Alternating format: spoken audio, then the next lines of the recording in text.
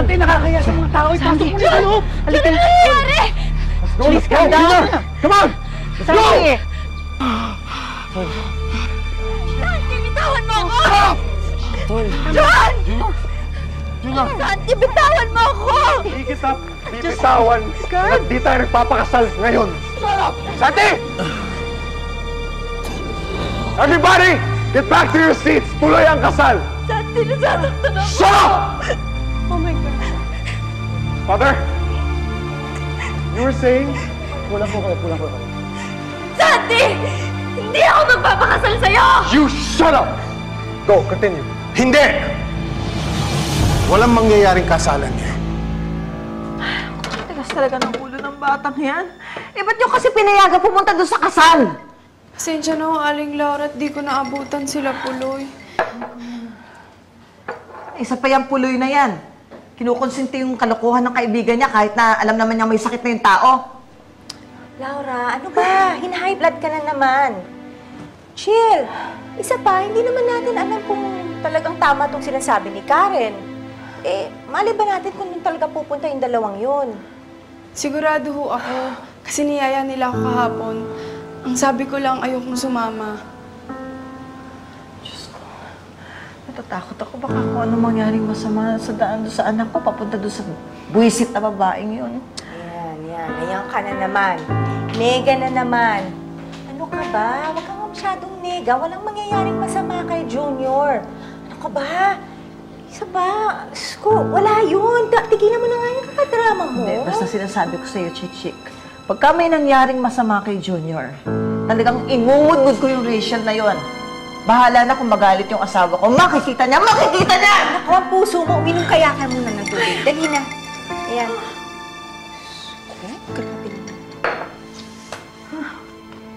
Tol, tara na. Tara na, Tol. Umuwi na tayo. Tol, kaya ko, Tol. Okay ako, Tol. Pakinig ka muna sa akin, Tol. Okay ako. Relax ka lang. Kailangan kong bawiin yung asawa ko. Tol, hindi na tayo babalik doon. Tol, akala ko ba ikaw na nagsabi na ayaw mo makita ni Rachel na ganyan ka, ha? Hindi na tayo babalik doon. Uuwi na tayo. Tol, kaya ako na naman siya tinutulak kasi ayoko nakikita niyang umuupo ako. Yun lang naman yun eh. Kaya pwede pa pagbigyan mo na ako. Sige. Ngayon mo sa akin sabihin na dapat paniwalaan ko yung sinasabi mo. Tol, hindi na tayo babalik doon. Uuwi na tayo. Tara na. Tol, hindi. Makinig ka muna kasi sa akin. Tol, kailangan kong bawiin yung asawa ko kay Shanti. Kahit isok ako pala at dugo sa katawan, wala akong pakialam kahit mamatay ako dito.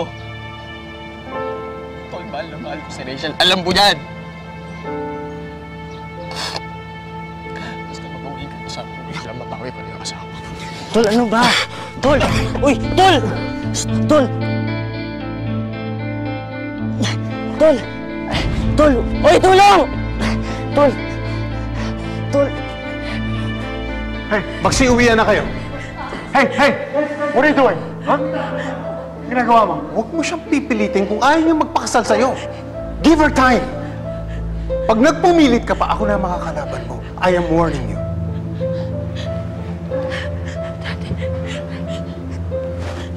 Let's go. Hey, Rachel! Rachel, stop! Hey, Rachel. Don't do this to me, please. Pakasalan mo ako ngayon. Santi, I made up my mind. Hindi ako magpapakasal sa'yo. Parang awa mo na. Huwag mo kang pahiya ng ganito. Santi, pareho lang naman tayo napahiya, di ba? Rachel, Ano bang pinuputok ng butsi mo? pag napapahiya ka, mas napapahiya ako. Hindi ka pa rin talaga nagbabago, no? Selfish ka pa rin talaga hanggang ngayon. Ano bang kinakatakot mo na hindi matuloy yung kasal natin? Naiiwan kita? Nasasama ako kay June? Santi, huwag ka mag-alala. Sa'yo pa rin ako uuwi.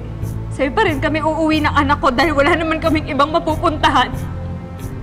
Pero walang kasal na matutuloy ngayon. Yan ang itanim mo sa utak mo. Let's go. Huwag mo ang tatariguran pag kinakausap kita, Rachel! Santi, di ba sinabi ko sa'yo, huwag mong kukulitin ang anak ko? At sa susunod na saktan mo uli ang anak ko, hindi lang yan ang mangyayari sa'yo. Let's go.